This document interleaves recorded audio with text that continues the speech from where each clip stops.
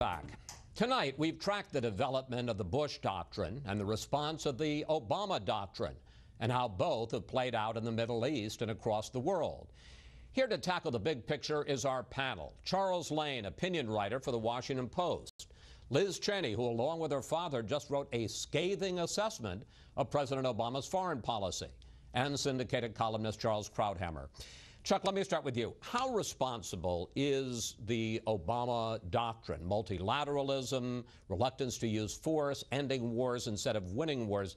How big a factor do you think that is in the mess we find ourselves now in Iraq?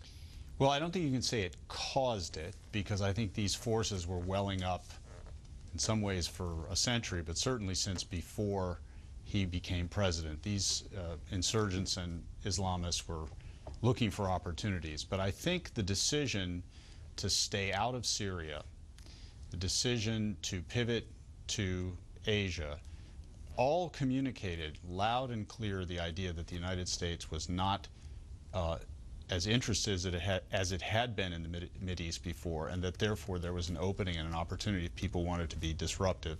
And I think it also, at the same time, communicated to our allies that they might have to look for their own opportunities. That's particularly important in Iraq, where I think the Maliki regime has become increasingly reliant on Iran as we have left.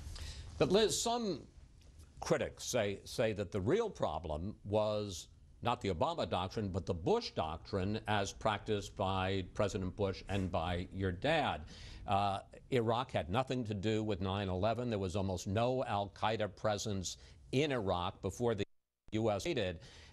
The critics would say that the problem isn't how Obama pulled out, it's how Bush and Cheney went in. Well, I'm sure we will debate what happened in 2003 for a long time come. I believe we did the right thing. But I think the critical point is, and the point on which there really is no debate, is what condition was Iraq in 2009. And in 2009, because of the surge, because frankly President Bush, the Vice President, recognized that the Iraq situation was going in the wrong direction, because the President made the decision to surge forces in, we were in a place where Iraq was stable, where al-Qaeda had largely been defeated in Iraq, where President Obama had a very clear and specific thing he needed to do, which was to negotiate a stay-behind agreement. Now, he's trying now, and Secretary Clinton as well, are trying now to pretend as though it was the Iraqis' decision that we didn't have a stay-behind agreement. But in fact, the President himself can't have it both ways. During the campaign, he said, I'm going to pull our troops out. After the campaign, he said, I pulled our troops out, and now he's sort of saying, well, it wasn't really my fault that the troops came out. It's very clear that it was his fault, and you're seeing now the consequences of that decision. Charles, how, and this is one of the central questions, how is it possible that 13 years after 9/11, all of the blood, all of the treasure that this country has spilled, that if you believe Vice President Cheney, if you believe Jack Keane, that the terror threat we face may now be even greater than it was then? Because it's a new kind of war, and along the way, in fighting a new kind of war, we made mistakes. And I think the principal mistake that accounts for the rise of ISIS in Syria and Iraq is precisely the withdrawal of American power, the one great superpower in the world, from Syria and Iraq. Iraq, of course, with the withdrawal of 2011, which left Iraq in the hands of a sectarian government without the influence of the United States. While we were in there, it did not act in a sectarian way. It was inclusive. It had the Sons of Iraq, the Sunni army, paid by central government. It had the loyalty of the Sunnis. It held together. When we left, that changed overnight in the absence of our influence, and that was utterly predictable and predicted.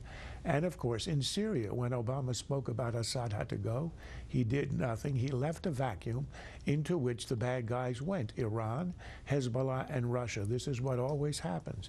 And that's the reason we are where we are today. You create a vacuum, the bad guys will come. They came. All the polls indicate that this country is war-weary, worn out.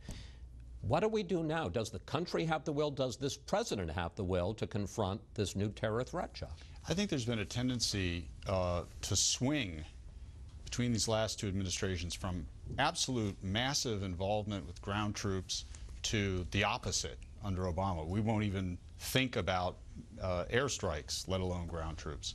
And I think the lesson of this situation is we have to find a sustainable balanced approach, one that doesn't abandon this region, but one that doesn't impose on the American public an ongoing price that clearly they don't want to sustain.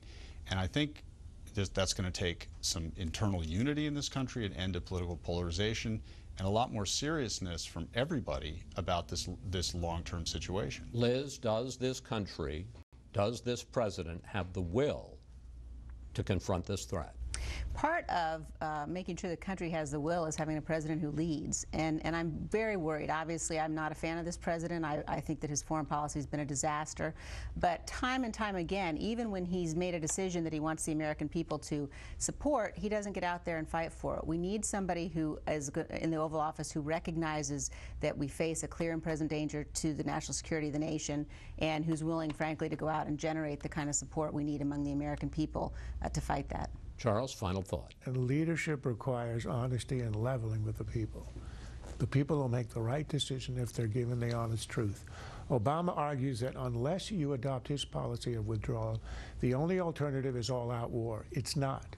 Here, the only alternative is to do what Petraeus did, what the surge is to win back the Sunnis, which can be done at low cost and politically. If we win back the Sunnis, the entire course of the war can be reversed.